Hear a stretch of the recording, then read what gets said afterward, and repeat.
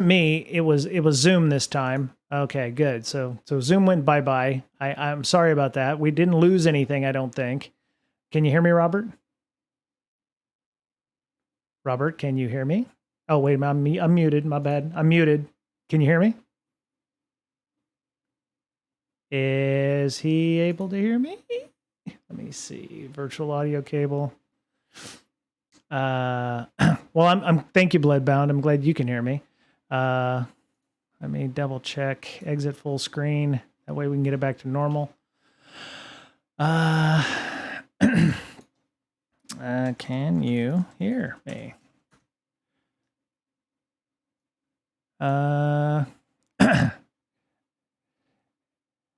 I'm hoping that he's scrambling to try to get his stuff working again. So he can probably hear me.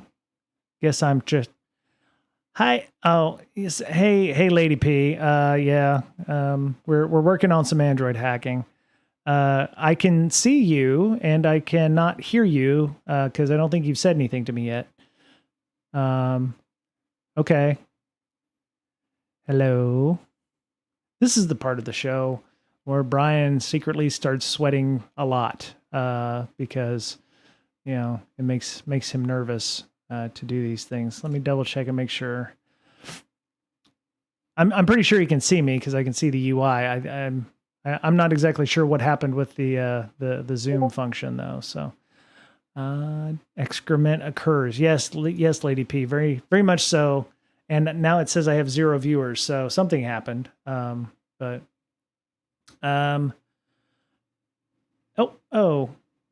he dropped off. Okay. Well, this is the point where I'm going to have fun editing this later on. Okay. Oh, 1 second. Okay.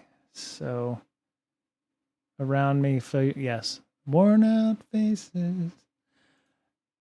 Okay. Can you there? Okay. I can hear you now. I'm not sure everyone else can hear you though. So 1 second. I'm working on that.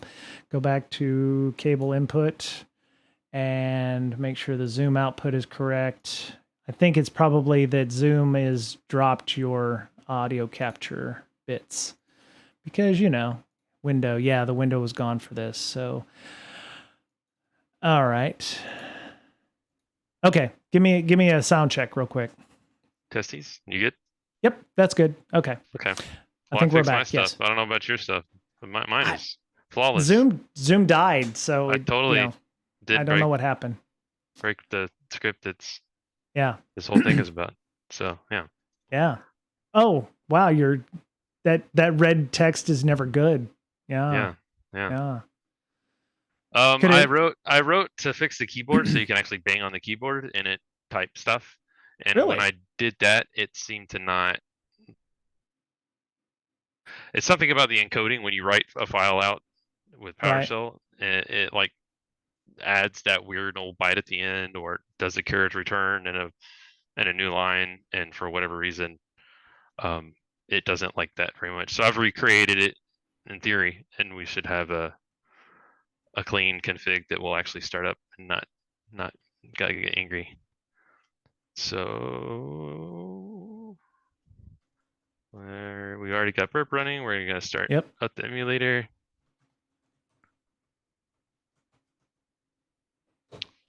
Yep. So I'd like to thank everybody for their patience. I'd like to thank Chemist Security for resubscribing at level 3 support. It's so much helpful. Pays for a lot of things that I have realized that I've been paying for out of pocket. So I do appreciate the support there, Chemisec, for all your support. All right, so I didn't know I could do that. Yeah, you can subscribe or do whatever, or Amazon Prime subscribe if you'd like their operator. I wouldn't hate on it. It's completely optional though. I do this because I love people learning things, and glad that we can have makers like yourself on that are doing these kinds of things for us. Hello, that's some traffic.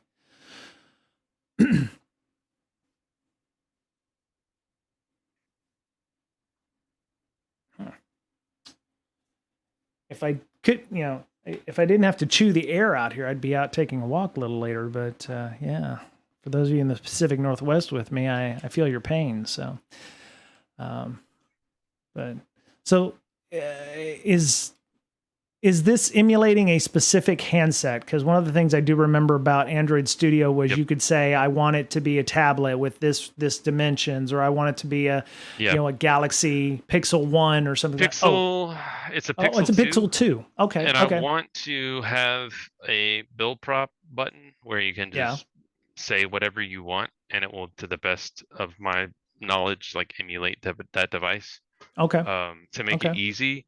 But I don't even know if that's Hey. even really necessary for most testing. No. But I Yeah. think the flag that the build prop for this build says like I'm a developer, Right. totally, this is a totally a developer uh, image. I Right. think that might help against detecting stuff like that. So the idea would Okay. be to make the build prop be nice and clean and compatible, so that it looks like what it's supposed to look like. And Right. because depending on what that says, I think that's how the Play Store works. So depending on what you said exists in the Play Store, that's how the image that's what gets presented to you Right. on the Play Store, if my memory is correct. And I tried to Yeah. do the build prop stuff before and get the App Store to actually show the right stuff in there, and I never could get that all figured out. But it would be nice to have it all happy. But in general, Right. there's the Play Store. If it doesn't work on the Play Store, you can kind of do a hackadooey and just get the actual APK Yeah. and run it that way. Yeah. If you can manage to get the APK, that's really all the Play Store inevitably ends up being, Right. to Yeah. just to pull down the APKs. Yeah, there's F Droid, I think, is one of the big ones, but you can pretty much just search for the title of the application you want and APK, and I think that there's probably it's I wouldn't say it's caveat emptor because you're not buying anything, but definitely don't want to just willy-nilly pull down an APK and test it unless you're testing a deliberately infected app or something with malware on it. Then it might be worth Oh, the yeah. use. But F-Droid is probably one of the more legitimate third-party app stores out there that I have seen anyway. There may be others. If anybody else has any other ideas on that, just let us know so we can add those to the channel. So I'm gonna start the emulator back up again. Okay.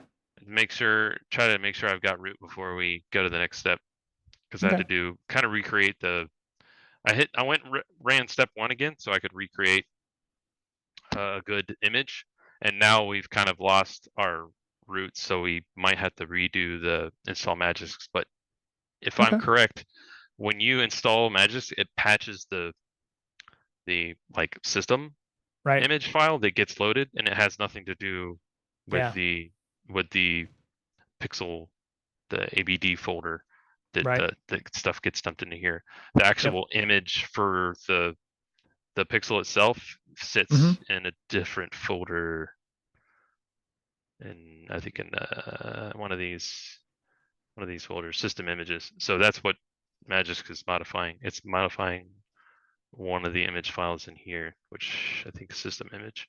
So that's what's actually getting modified. So it's kind of half installed. That's why the Magisk icon is like looks weird. But what we want is to let this thing install itself. I might have to just run the Magisk script again. We'll see. Yeah.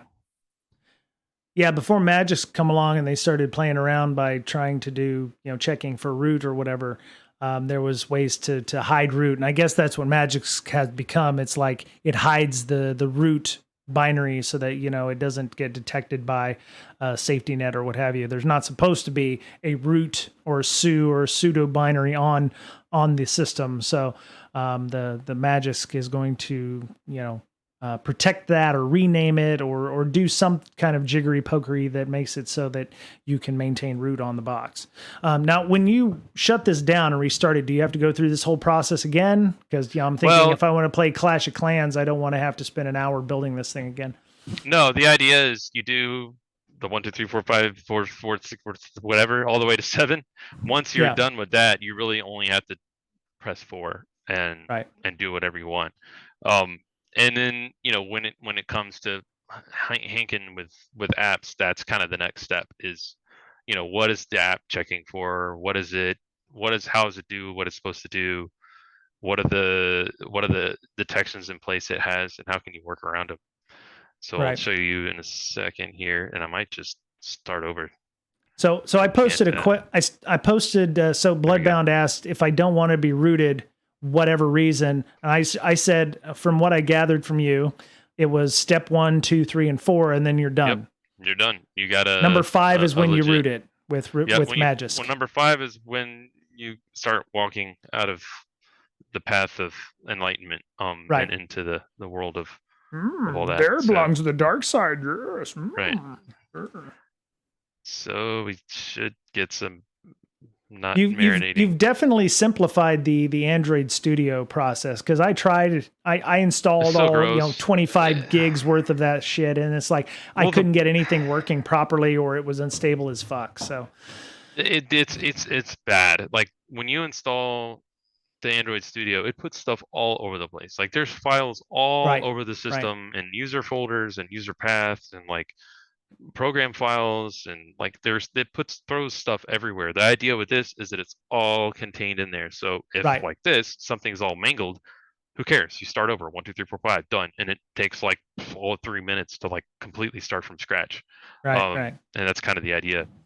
Okay. So actually, what we will do is let me see if I can get ADB root. If I can get root, then we won't have to start from scratch. Root. Yeah, see, it's acting wonky. So I will just show you how quick it is and start from scratch, because it takes like a minute, if that. Yeah. Was it emulator? Yeah, kill the emulator. So ADB emulator.exe, and then everything in the Jambo directory. I'm just gonna kill all this because minus Jamboree.ps1. The only thing you need to keep in this directory is the PowerShell script that you can pull down, and it does pull down a number of things, don't it? Yes. ABD root, Python. And that's the cool thing about all of this, is that it's all inside of its own thing. Oh, we got Burp Suite running here still. So Bloodbound asked the question, and I'm thinking the answer is yes, because PowerShell is available on Linux distros now. He's asking, can this be, or I'm sorry, I'm sorry, Bloodbound, don't know your pronouns. Could I run this in a Linux environment? I'm assuming, Parrot OS in this case, anything that could run the PowerShell Linux version should be able to run this. You would want to adapt this as a shell script, but essentially it's all the same math. You're creating the license files. You would basically walk down the PowerShell script and just recreate that same thing within Linux. And Linux is a lot easier to really manage paths and stuff with Linux. And it's honestly, if you're running Linux, you're probably going to be able to do this easily anyways. This is more for I'm on a box.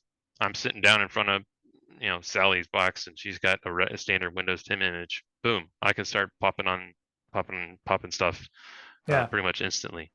The part that takes the longest is downloading the image files from Google, and it's still stupid wicked fast. So don't try it over dial up, but you should be fine.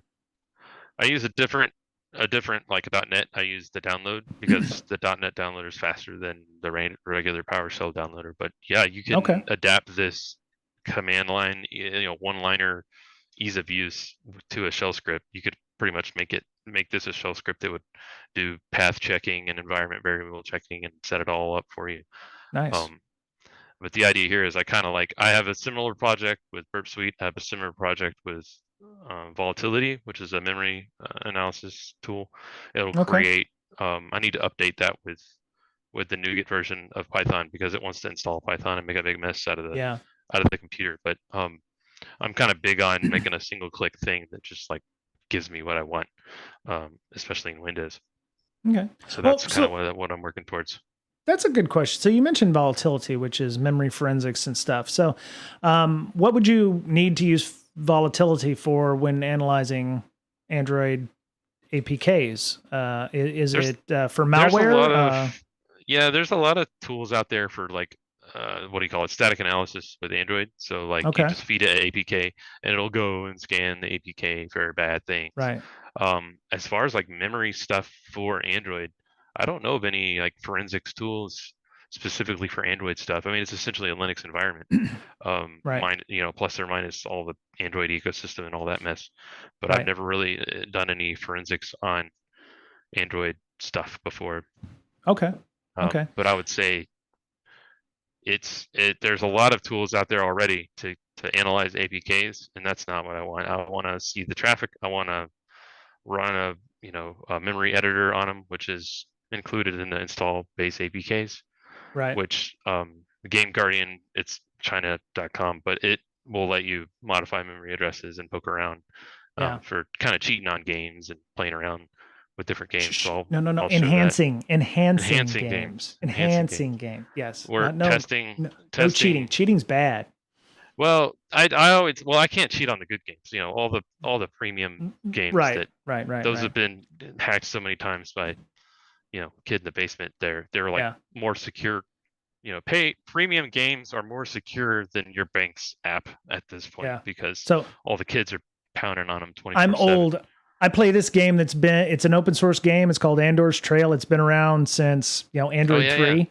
And it doesn't it's an offline game, but it's like a roguelite kind of game. So yeah, yeah. it's not bad. And yeah, it wastes a lot of my time. So and I can play it on a plane without, having to worry about an internet connection. But so They have some wicked mud clients for Android that are actually pretty cool. You can just write uh-oh. scripts straight inside of the Android client or whatever.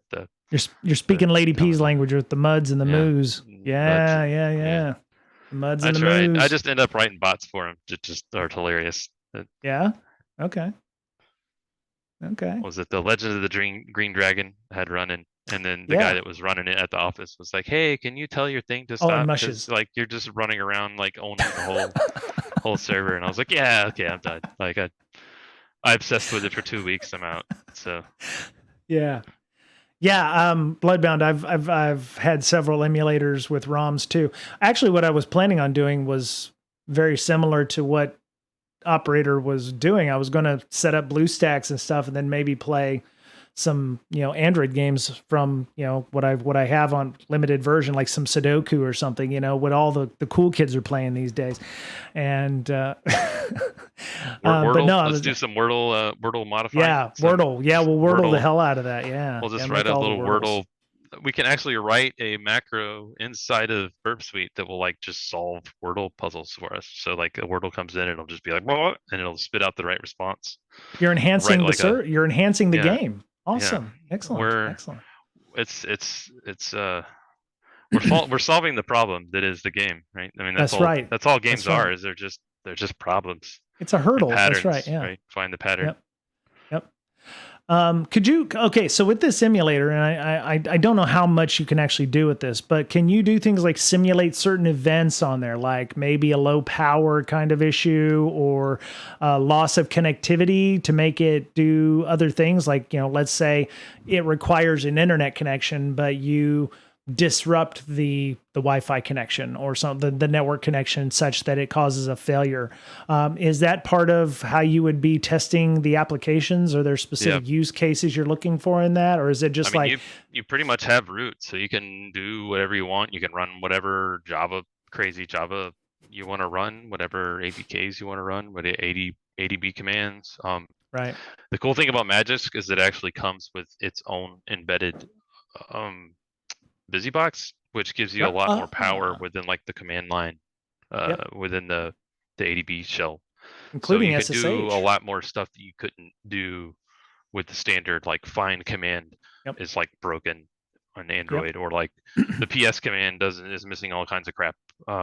So the the thing that comes with Magic actually. So now we're up and Yeah. running. I don't know what Oh, what nice. happened or Yeah, what I that's broke a with. different icon than what was on there originally. Yeah. Yeah, So I broke the image with that trying to make the keyboard. yeah. So you have to manually click for now. I have to fix it again Yeah. for whatever So reason. so Bloodbound, when I mentioned SSH and you said, "Oh, I don't believe it's a full implementation of SSH." I don't think Drop Bear or whatever it is that it is available in BusyBox will allow for things like tunneling or whatever. I could be wrong. I could be wrong. You can compile like the standard. I think they just like the just like the Play Store different OpenG apps. They have different levels. I think you can do the same thing with BusyBox. You can say, I want the biggest, nastiest, giantest, bloated binary that has like all the bells and whistles. You have to compile it yourself, but I think there's pretty much everybody has written all kinds of modules for BusyBox where you can do all kinds of extra stuff that you wouldn't normally, but you have to kind of like, it's kind of like FFmpeg. Like if you download FFmpeg from the internet, like for Windows, it's only got like 1 million codecs in there. But if you want like all 70 billion codecs, you got to like use a little compiler for it. So we've got Magis, we've got that happy. We've shut it down. We started it back up. What we're going to do now is kind of make sure we have root really. And we'll get that grant option, and that's what you want. That's what you want right there. Grant so forever. Now we're root. We know that we're able to do stuff now. Oh, that's so sick. And damn it. Where were you 6 months ago when I was trying to figure out how to install Android Studio? This came up. I have an old presentation I did with Knox that I had like a little zipped up Knox image that you would just extract, and then that had all the tools and everything on it. It actually had a personal Gmail account already embedded and enabled in there, so you could just extract the image and go. But I don't want Knox, and that was 10 years ago. So now I'm like, I want a legit thing to where I can just back it up and there's no shenanigans, and I know everything that's in there, and I don't have to worry about like my whole launcher being straight up, adware. So we've got root, we've restarted it. What we want to do now is the hard part. We're going to take that certificate file that we pulled from Burp Suite. We're going to convert it to a PIM file, and then we're going to install a Magis module that will create that will allow you to take a user certificate and install it as a system certificate. Now, there might be an easier way to do this without using a Magis module, but this is kind of the easiest way I've got it set up. So right now, without using OpenSSH.exe or OpenSSH, I have converted the file to the right file name, which is annoyingly hard to do. And there's nowhere else on the internet that this even exists. So it's like one little, basically the cert util is basically OpenSSH, but for Windows. So you can do all things. You can like dump the certificate information. You can convert it from PIM to cert. You can dump out the information. And what Android wants is this weird. It's like the last four. It's complicated, but Android wants a really weird hash, and this is the one actually for Burp Suite today. So if you name your certificate this, it's going to be the right one. But the way I've designed it is that no matter what cert you put in here, it'll automatically get the right name hash for the subject line of the certificate and create it and upload it and do all that stuff. So we have our certificate. Does it always end in .0? Because I'm trying to remember. I'm trying to remember. We have an audio podcast listening to. So it has a file name for. So when Robert set his directory stuff up, it was delete Jambo whatever. So your Jamboree directory will have a .0 file in it. Once you've gone in and generated your PEM file, ideally that's the file that you need to use to for your PEM for your system cert, and it's armored and everything. So it's if you open it up in a text editor, the .0 file should be what you need. It's the PIM file is basically base 64 of the cert file and whatnot. Right. But and it's ASCII armored. So cert util if I can find it. Okay. Cert push stuff. It's restarting in the background, so I was just going to show you the wonky stupidness that is the cert util function. Yeah, the cert push. This is the magic where it like takes the the certificate hash from the subject and then like Right. moves the bits around and it flips it backwards and does all kinds of weird Oh, stuff. yeah. And names it the right name. It was kind of stupid. Yeah. Um, it flips the each bit each of the 2 bits around to make the file name right. So it Right. took me a second to get that going. So anyways, we've put our certificate back on. We've installed it, the user certs. So now that we've done step 6, we're going to start it back up, and this will be the last time you have to Right. start the emulator back up. So you really only have to power it back on. What is it? Twice. Right. So it's going to be turned on in total 3 times. But after this, it's just 4, Right. or 5 if you, or whatever it is, 7 if you want to Right. do the objection free to stuff. Yeah. And what you're doing by rebooting this every time is you're making sure that the system sees the system cert, and then you are Yeah. making sure that it sees the Magisk support. So having, that's why you have to restart it, because Magisk requires a reboot. And then you have to start AVD, of course. So yeah, there's some additional bits. Yeah, I was about to start asking about Frida. Frida is just Ida, right? With some FR in the front of it. I honestly am just a script kiddie when it comes to Frida I have today. no idea. I do not know hardly anything about it. I'm gonna install some random APKs, split APK installer, AMA's file manager, DuckDuckGo. Game Guardian is the one that is used for like memory, Okay. memory shenanigans, where you can, Right. change the number from, my health is 55, and then you search for that value, and then you get hit by a squirrel and search for 54, the Right. classic memory Oh, searching stuff. like a game Lucky genie, Patcher, like a game yeah, genie it's was. Game Yeah. Guardian is like, old style Game Genie. Yeah. Same thing with like all the console hacking and stuff, where you have Right. your little memory editors, and if you ever use Cheat Engine, same kind of style. Yep. Yep. So we have some apps installing now, just standard through ADB. And again, it's downloading the latest and greatest of all these. Um, Lucky Patcher, latest and greatest. Game Guardian, latest and greatest, not necessarily. But those are both kind of shifty. Like the Game Guardian is like super shifty, but it's a good proof of concept to look around how some of these like already, it has like already defined Ah, config files for certain games, right. so it'll tell you, it's basically how uh, the Windows version, essentially the Windows equivalent is, um, what is it called, the Windows memory searcher is blanket vanilla. There's nothing in there, but with Game Guardian, there's like all these config files for certain games. Same thing with Ah, Lucky okay. Patcher. Lucky Patcher is like it has a component, um, an offline store, Google Play Store, where you can Mm-hmm. essentially, like, if there's an app that has an embedded, um, that has in-app purchases, you can do some shenanigans to make to run your own local app store.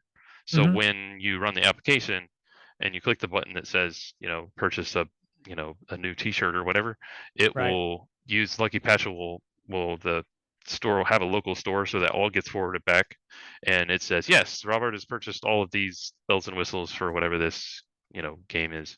It doesn't Okay. work hardly much anymore. But there's the great thing about Lucky Patcher is you can patch out ads inside of a fair amount of apps. Yeah. So you can, I don't know why that's, maybe because it's using SSL pinning. Ooh, they might be using Oh, SSL pinning in Lucky Patcher, which I which is guess that's good. interesting because, yeah, I've seen a lot of issues using the Lucky Patcher, or Yeah. cert pinning actually causes more problems than it's worth. So, Yeah. Yeah. And that's kind of an indication where you can tell something's, I think it's trying to download something with when it's SSL pin, possibly. I don't yeah. know.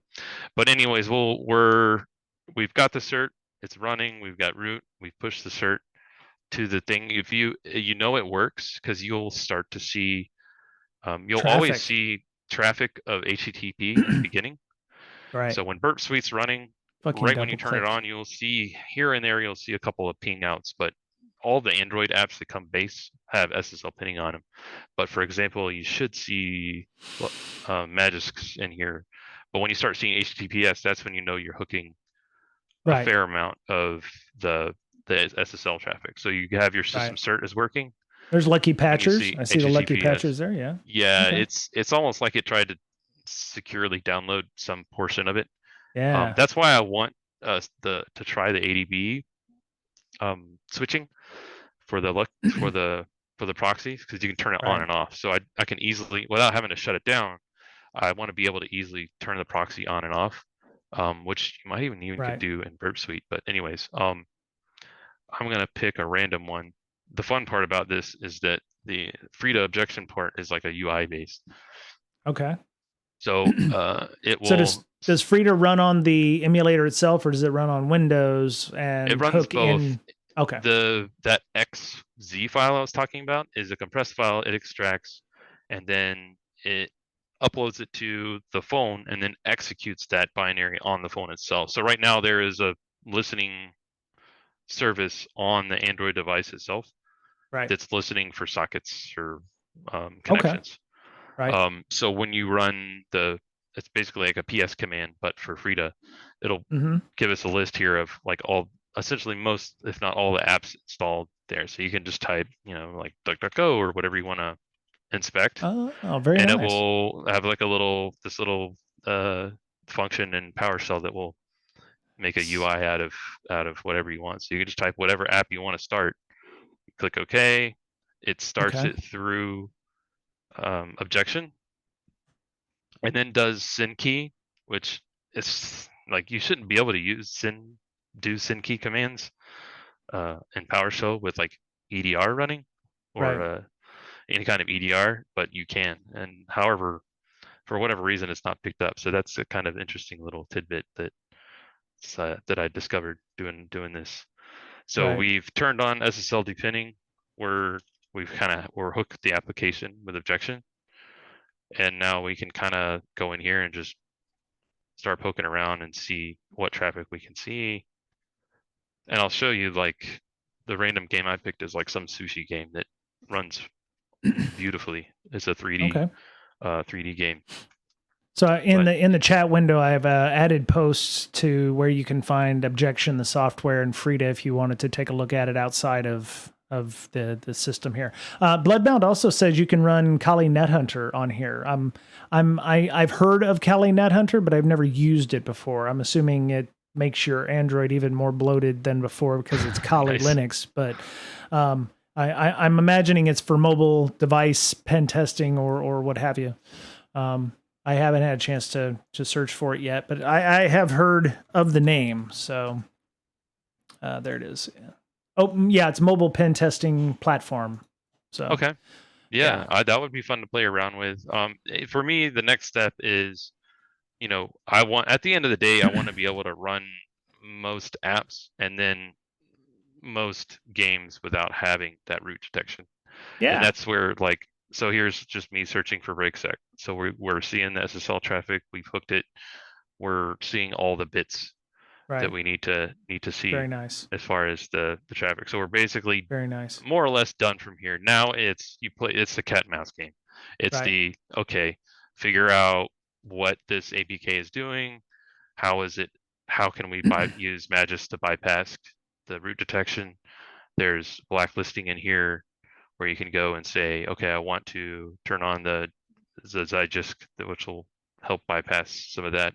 Oh, yeah. You talked about SafeNet stuff. SafeNet, I didn't get to get into that, but that might be why I'm still getting you have root on this device, blah blah blah. Are you sure you want to continue? This isn't safe. Right. It might be or probably is part of that SafeNet stuff. So that would kind of be my next step is, how do I go from being able to relatively open up any app and just get past the basic root checks so that I can start testing the app without it, just straight up closing and crapping out on me. So the other thing I'm thinking about is you're running this in an emulator on a computer that doesn't have a GPS thing. So what happens if some of these apps require fine or coarse GPS bits. I mean, sometimes it'll use the Wi-Fi for a course, course being COARSE, Yep. location. Yeah, Lady P said fake GPS. Doesn't work Yep. so well for certain games, especially ones that know that you can use fake GPS, like Pokemon Go or anything from Niantic. A lot of people try to spoof GPS on those things, but there are some apps that legitimately need it. Like, I don't know if you wanted to use Uber apps or some shit like that, or Uber Eats or something like that. It may detect that you're in, Sunnyvale, California, when in fact I'm up here in Seattle. It's not perfect. We want to set expectations here. It's not perfect. There are GPS modules you can purchase and plug into your computer, but again, I have no idea. I don't, Robert, Yeah. I don't know if you can actually I would plug say those. there is a way, you could probably even use just Oh, the straight up GPS stuff inside of I'm not sharing my screen right now. I'm logging into no, that's cool. my my Google Play that I use to play around with stuff. So it's a throwaway account, but still I don't want to. But you were saying, sorry.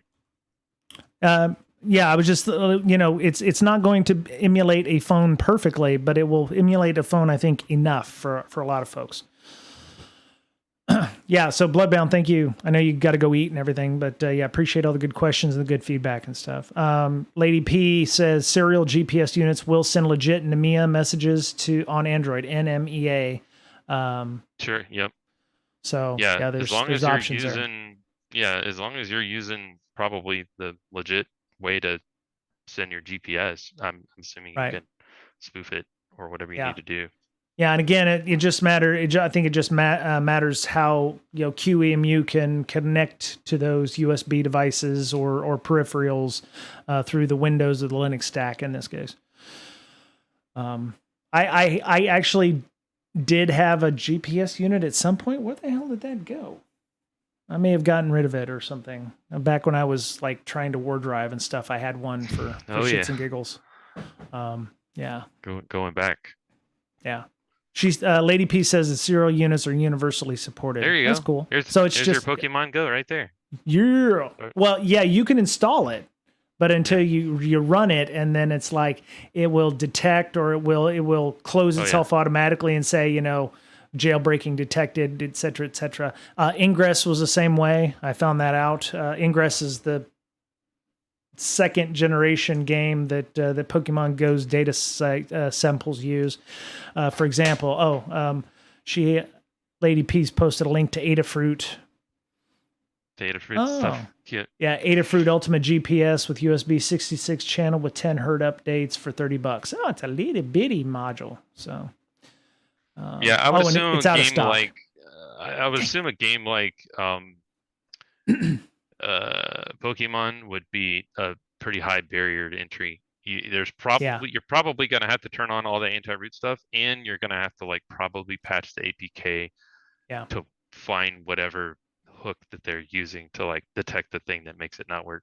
yeah, But what I like to do is if I can basically look at the traffic for Pokemon, and if I can modify a game like Pokemon, then everything else is downhill, essentially. So right, if I right. can, like when I was doing the Clash of Clans stuff, I never could get to the point where I could monkey around with a whole lot of any of that because it was hashed. So you get the SSL pinning, but then the payloads are also encrypted. So you have to use something to help decode those payloads Yeah, or like unencrypt those payloads on top of the SSL pinning, on top of the root detection. So there's a lot of moving parts when it comes to right. more complicated stuff.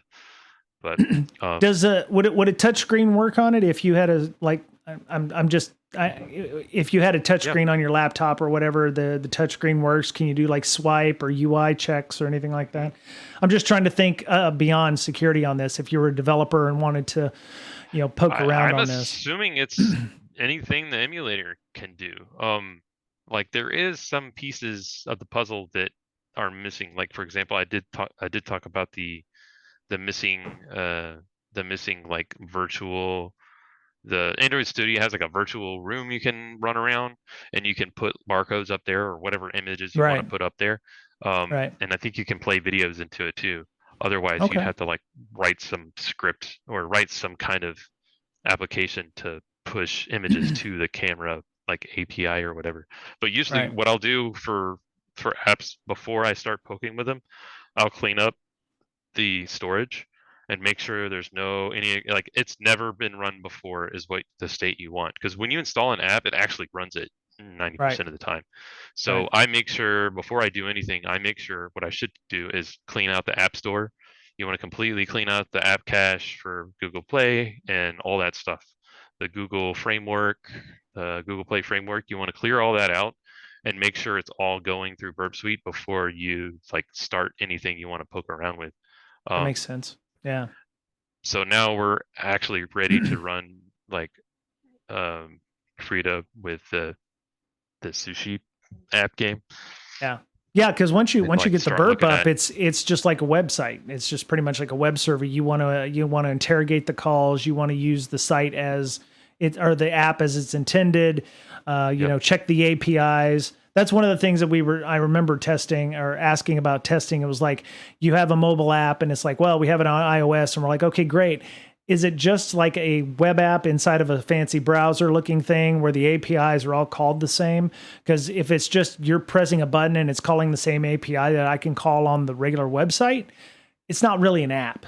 It's just like you've got a website with a fancy browser or something like that. So a lot of, you know, what we were asking for clarification was, you know, is it a legitimate app or is it like a progressive web app where it's just a fancy browser?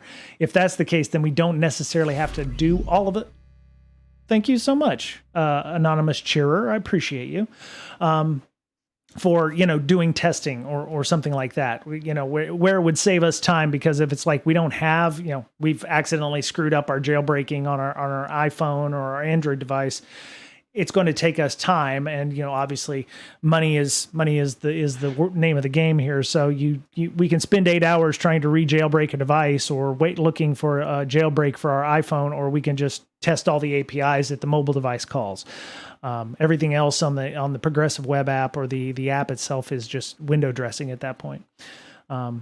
So what Robert has up now is he's got Sushi Roll 3D, which I've never heard I don't even know. of. This is some random app I picked. Like, and I love just picking random apps. Like, what's fun to do is just ask the audience. It's like, hey, what you know, Pony Explorer Plus, and just look at the amount of like traffic and garbage that's being sent. Yeah, like, exactly. Like, I haven't even done anything with the game yet, and there's already been like 4 megs of like traffic just being pushed.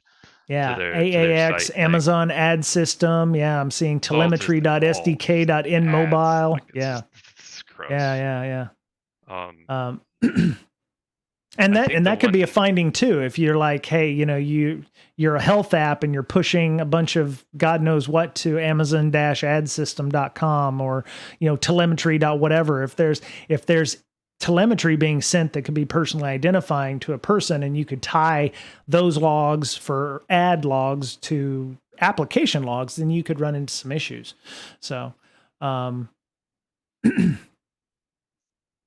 I'm trying to see there's one post in particular that has like, you know, how many coins you have or whatever. Oh yeah. Yeah, if you're buying something through an app and you can, you know, make it cost $3 instead of 12, you're going to be doing quite well. So, this is an app that people use? So we're looking at the Sushi Roll app. Trying to find the the fancy part that has the actual. Oh my god. The actual payload. It's almost like the SSL pinning is not. I mean, it's there. Yeah, we're seeing it. Once I think I have to actually make some coins or whatever. Whatever first. So maybe you've got to be rich. Yeah, there you go. I gotta click a bunch of stuff to get it to actually maybe. You got some fat loot now in your Sushi 3D app. Lose it? No, we don't want to lose it. Well, if you lose it, if you lose it, if you don't, then you have to click the thing and watch like a 15-minute ad or whatever. Oh, that's right. It definitely feels like you need to filter some of the stuff that's scrolling through. If ads are not what you're worried about and you're just wanting the telemetry of the app itself, you're going to have to filter some of this stuff out into Burp because there is a ton of stuff. API, savepromo.net, AAX.amazon-ad system. I mean, there's a bunch of stuff. So if you're just wanting the specific application stuff, then you're going to have to, separate the wheat from the chaff in this play. The handset or the Android app is going to be throwing a bunch of shit through your proxy. You also would want to filter that out as well. So they're all awful. Like, I mean, like apps I've tested that have like geolocation in them, when you're like not even at the resort, they're just like pushing. I'm like, I'm at my house in Atlanta. Why are you pushing coordinates when, Right. I'm nowhere near where you are, type of thing. Yep. So, Yep. but and this is an example of figuring out what's normal on the system. If you run your Burp suite for a while with no apps running and it's just basic ideas, then you can start filtering. Okay, app to win is the OS itself versus the sushi roll app or something like that. So you've got objection.exe running. What does it tell you? I saw that it was throwing up some error messages about some things earlier on. What kind of error messages will objection give you that is helpful in testing apps? So I think Android 7 Plus throwing an not throwing an exception. Yeah, not throwing an exception. It's like basically telling you that there's not an issue. Does that make sense? Okay. So actually, this one I don't think I need this one anyway. So this is basically saying I've hooked the SSL check trust recursive. Okay. Everything is okay. Everything is okay. Yeah, everything it's saying is okay. I'm hooking this function. I'm hooking this function. I'm hooking this function. I'm SSL depending. I'm SSL depending. Which is weird because we would have seen. Oh, here's where it is. Like, I think this is it. Scene done. Identity token. One of these is like. Oh, there's a session ID and a user ID. I saw those. Yeah, and each one of those gets randomly created when you start the app. You kind of. And there's other things like Google Games that I haven't even messed with. So anything that hooks Google Games, or Google whatever their Google Play or whatever it's called, that's its own can of worms. If they're using to track your like top score or whatever, you have to hook their native, the Google native stuff. That requires an OAuth token. Can you lift OAuth tokens? I'm assuming you could. You could lift the OAuth tokens off of this, or write automation and write whatever plugins you want inside. Potentially bypass 2FA as well. You could figure out if it's possible to bypass the 2FA on that. I would hope or think so. Yeah, I should see. I don't know why I don't see the actual SSL traffic. That's I probably have just like overlooked it like 19 times. But the one you're looking for is like, it says like tokens equal 128, and the second I modify that is like the game crashes or whatever, and that's when you get into doing like the memory stuff with these little memory editors, the Game Guardian stuff. You can do memory searching and see if client side you can hook it. If you can't hook it client side, then you try to hook it through the web and work backwards from there. Oh, very cool. Okay. Cool. That's pretty much it for me. It's really kind of, where you go from here is figuring out what the root detection is, how to get around it, what other stuff that it needs to do to actually run and start seeing the traffic. That's kind of the next step after this. But for me, it's, can I run a real app and see some telemetry and see the actual SSL depending, and how easy is that? Okay, well, I can do it in about 4 minutes. I can spin up, any Windows 10 box.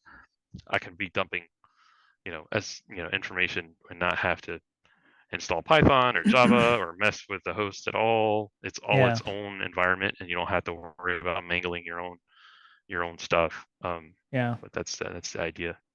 No, that's great. And not having to install a bunch of crufty applications is like you said, it is a good idea. I would definitely, I would definitely be playing around with that JSON, those JSON blobs, and modifying, especially things like user ID, or if I could get that information and lift that off, or impersonate somebody else, like user installed is some 18-digit number there. If you could enumerate that or take over somebody else's account that way, God Yeah, it's knows just fun how stuff. you can take all Yeah, there just was one for instance. for Android. There was one like a Parallax, which is like a parallax wallpaper program, and I found that Hmm. you could, it was had a social aspect where you could create a desktop, a three-dimensional desktop, and you could upload it, and Right. people could vote on it or whatever, and you Right. could vote for whichever one you liked, and then you could add a friend or whatever. So I did the whole like oh, this is Oh, my ID. Can I take this ID and have someone else swap the operators? So I'm following right. you. Can I just swap the operators and have you follow me? Oh, look, great. Now I can force people to follow me or force people to like my, my Right. desktop thing. So Right. I didn't end up, for whatever reason, I don't understand. My thing just disappeared. My account stopped working at some point. But Yeah. I like to hope that I got, to the top, the dashboard or whatever for their thing. But that's kind of the extent of it. Is if you can hack the games, then the bank stuff is Sure. sadly easier. Yeah, that's the unfortunate thing. And you've got some API keys in there. It wouldn't be hard for somebody to put some hard coded credentials or something else in there. Yeah, These are who definitely. knows? I'm not sure what the API key does, and that may be a finding in a report or what have you. But yeah, this is excellent, excellent information. That looks like alien writing or something. Is it? Yeah, That images, one's quite uh, interesting. Oh, encoded okay, that makes stuff, sense. Yeah, that makes encoded sense. in the images. But yeah, all this stuff is just all just ads. Like it's Yeah. analytics and ads and a big huge loop Oh yeah. of disgustingness. So very Yeah. noisy. Okay. Does Well, cool. anybody in the stream have any other questions? I do appreciate everybody following and subscribing, and whoever cheered us 100 bits. I appreciate that as well. Thank you for finding value. I know I found value in this. I'm going to be trying this just as soon as I get off of here, because I want to try things on my computer. And that was one thing, because it was like, part of the stream is like trying to find things that are interesting for people to do, and we have some malware stuff coming up, and I was like, well, I'd like to be able to maybe analyze some Android device applications, and I was looking at every emulator out there, and they all just They're suck gross. ass. Yeah, they're And bad. yeah, so this is awesome, and this is something I could definitely see people using. It's fairly lightweight, it's fairly intuitive, fairly easy. I mean, you've taken a complex process and made it easier, which is always helpful for everybody. It lowers the bar, but in a good way, I think. And it doesn't Hopefully. make teaching such a Herculean effort. So for folks who on Jamboree, are you taking donations? How are you No. supporting yourself from Jamboree? I mean, it took me like a couple of weeks of like, nightly just kind of poking with it. But yeah, just people running it is really all I want, is people running it, submitting. I submitted my own bugs, like 19 of my own bugs.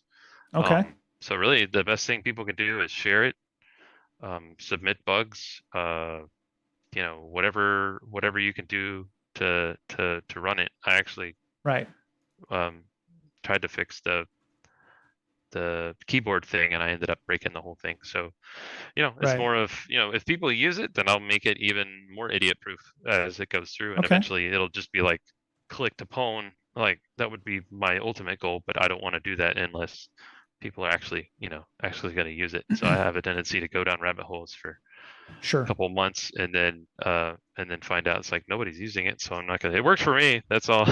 That's Yeah. all I care about. It compiles on Um, my laptop. Yeah. yeah. What do you have an idea of things that you'd like to put in, or are you pretty much at the limit of where you feel like it needs to be? Is there anything else that people have? Anybody made suggestions about what they'd like to see? I mean, it sounds like NetHunter will run on this, so you could put NetHunter on here. But wow, you actually like fix changes and put things in your issue log. Yeah. Yeah. What evil Yeah. is That's right. this? What You call wicked yourself a developer. wizard? My God, Yeah. man. These are all enhancements I've kind of flagged. Okay. I haven't looked at Brita. I want like easy, basically easy anti-root detection is what I really want. Build prop Okay. stuff. So these are all the features I want, but I'm not going to do unless I need it for work. So Yeah. I, No, I that's went okay. as far as I can for work, and if I want to, if I want to pop up an APK, um, I'm good. But Okay. all these other things, like I want to actually have Lucky Patcher save ARM binaries instead of Yeah. x86, because if I Lucky Patch something and then export it, it doesn't do any good because it's a x86 Ah. APK. So like, there's quite a few features in here that I would like to have, but the main Okay. ones are build prop stuff. Any way to click. What would be nice is if I could just have a script that would automatically set up um, all the magic stuff, so that Hmm. it would automatically block configure the deny list for all the play stuff. It would reset all the permissions. It would set up the environment essentially inside of the emulator itself to be all nice and happy, so that Google Play is going to be bypassed. Google Play, all this would be checked automatically. And I think all that stuff is actually in the config for the Magis, but that would be kind of next steps. But really, if you run something and it doesn't work, or you want to talk about a feature or bug, let me know. I'm down for Yeah. anything. Very Down cool. for Yeah. to make it just lower that barrier to entry and get people looking at these god awful apps, because there's not enough people looking at this stuff. It's all just hot garbage. Well, the problem is there's not a lot of people. I don't know how the mobile device teams are doing them. They're pushing them out in some way, but you know, it definitely needs to be done. If you're a consultant, then this is definitely something that could be used. But it's hard if you found a bug in one of these these applications. It's unless they have a bug bounty or they have a way of reporting that through the app or something like that. It's really hard to find where to report those bugs to them. So I mean, you could play around with them unless it's an app like the game that I showed you, Anders Trail. They have a very active, open source. It's an open source game. You can go to their GitHub and get it too, but not every game or every application has that, or it's like a Salesforce or something like that. And it's like, you Gross. can't contact them or something like that. Yeah. God forbid. Yeah. Or some god awful CRM product, or, this hotel app, or a hospital app, or a patient portal or something like that. Yeah, it's really hard to do that. So part of that is, I think, before you start doing that research, figure out how you contact them before you start the research, so that way if you do find issues, you can definitely reach out to them, other than blowing them up on Twitter or shaming them on a news article or Yeah. something. I But used to poke around with that stuff. I had like, the Protron mails where I'd just, oh I'd yeah. be traveling and run into some, dashboard for the hotel or something. And it's like, this thing looks like a pile of hot garbage. I'm bored, sit in my hotel. Oh, look, all the, TVs are broken or something. And then go downstairs and think that the world is ending. And it's just, I broke my TV. I was like, oh, Yeah. okay. So yeah, it's, and, I mean, it's, uh, it's one of those things that it's just hard to get into, because building Yeah. the environment is so difficult, and there's so many gotchas and Yeah. whatnot in that whole Yeah. process. So Most every app these days will run on. You mentioned it's running on Windows or Android 11. Most apps will run on anything from about 9 above. I think 7. I think Android 7 was where the container stuff came in. It was like a lollipop or something like that, where all the new container stuff came in, where they actually started changing, almost like a Windows XP Service Pack 2 kind of thing, where it was like major new security changes. All of the yeah, apps are going to have to change to modify themselves and work this. I think anything, as long as you're running, there are very few apps that won't run on 11, or even down to 9, because there's a lot of handsets out there from third parties that aren't Google that are running Lollipop or Oreo in this case. So you're yeah. I pretty mean, safe. You're pretty some safe. stuff still lets you have Oreo, because you get these other countries that don't have the expendable Yep. income, and they buy these Yep. third party phones that are they might have Yep. Oreo on them. It's like, well, you got to support Oreo. I'm like, great for me because you could do all kinds Yeah. of crap in Oreo that you can't do. Right. Past Oreo Yep. is when they started locking some Yeah, of the this crap memory down. enhancements and all those things, yeah, are not available on the older versions of that. So yeah. Does anybody in our chat have any other questions? Otherwise, I think we can probably go. I've had a hell of a good time with you, Robert. I Yeah. think this Well, was awesome, anytime. and yeah, I'm so glad you reached out and said something, because this is definitely something that everybody should learn, and maybe I'll poke around with this on a couple streams and find an app or two that just look like garbage and kind of learn by doing, if at all possible. So yeah, we Yeah, it's like the hack me's. You just go on the Play Store and just like type in pick like, one at random. yeah, just pick one random game, and Yeah. I've been known to fire up like whenever some new restaurant has like a app, I'll fire up an app and just look in there and be like, what can I see? How does their system work, and how does their redemption system work? Is it unique enough, or can I just put like 999 and like end up with like free donuts Yep. or something? It's like, okay, Yeah. this is not good. Yeah. Somebody's going to find this. It's not me. Yeah, Hawksfam's old school. When flashlight and fart apps were all the rage, because phones didn't all have external lights that you could hook up on there, so they turned an extremely bright screen yeah. on. And obviously there's been numerous stories about flashlight apps that did more than just flashlights, or I saw a talk with Charlie Miller one time. Charlie Miller moved from Android hacking. As a matter of fact, I think he's still banned from Google events and stuff because of his hacking. He had posted on the Play Store That's when you win. Yeah. a stock trading app, and that stock trading app did some other stuff. And he showed them how easy it was to put malware on the Play Store. And so, instead of actually fixing the problem, they just banned the user.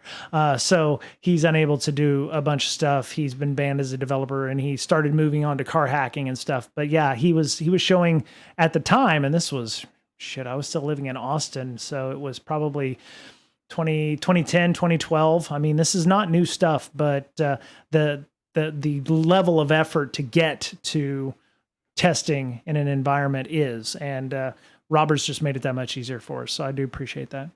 So yeah. Let me So know. Run it. Robert, how would people find you if they wanted to talk more about Android hacking or testing? We're testing for We're doing enhancements integration. for games. We're trying to integrate test integration, apps. right? Yeah, we're trying to integrate ads into this application. That's why. Right. We're expanding functionality accordingly. Yeah. How would they find you on Twitter or elsewhere? Yeah, pretty much just Discord. Twitter, I kind of don't really follow that much, but probably Discord's the best bet. Okay. I'm around Okay. those parts. So, if you have any questions, any bugs, if it doesn't work, let me know. We can set up a quick screen share. I've gotten Right. a handful of people to test it, and Okay. I've gotten some feedback from some actual old coworkers. They're like, "Oh, does it do this?" I'm like, "Yes, it's got Google Play. It's got everything." It's like, "Oh, this is awesome, man." I'm like, "Yes, I'm trying to kind of explain that to people, but I can't communicate, and it's such a niche of a niche of a niche of a niche that Right. and a lot of people are, like you said, just kind of like, oh wow, we don't need to make this idiot proof. I know how to do this. Right. And it's like, no, well, not everybody knows how to do it. Let's make it easy for people to pop this stuff open and play around. Yep. And your operator with the second O as a 0. And I put that into the stream chat as well. So sure. Cool. All right. Well, thank you. Thanks, Robert. Yeah. Have a good day, and talk. We'll talk soon. Thank you so much. Sounds awesome. Bye. Okay, we're good. All right. Yeah. So thank you to our streamers. Thank you to everybody who joined us. I'm sorry if you joined late. This is going to be a VOD, of course. And I was actually recording a podcast as well. Friday. And of course, thank you so much to Robert. Very enlightening. Loved this content. I love seeing things like this where we're making things easy and demystifying it for all intents and purposes. So, yeah, I do appreciate your help on making that happen. Friday Friday, if I do stream, I'll be in San Diego in a hotel room because I am a glutton for punishment. But I'll be beside San Diego. If anybody here is in San Diego or are going to be in San Diego, I'll be available for dinner. So I'm going to go. Next time y'all see me, I'll be in a hotel room. So have a great night. Take care, everybody. Thanks again to Robert and the operator and everybody who joined. And yeah, we'll talk again soon. Thank you all so much. Peace. Bye.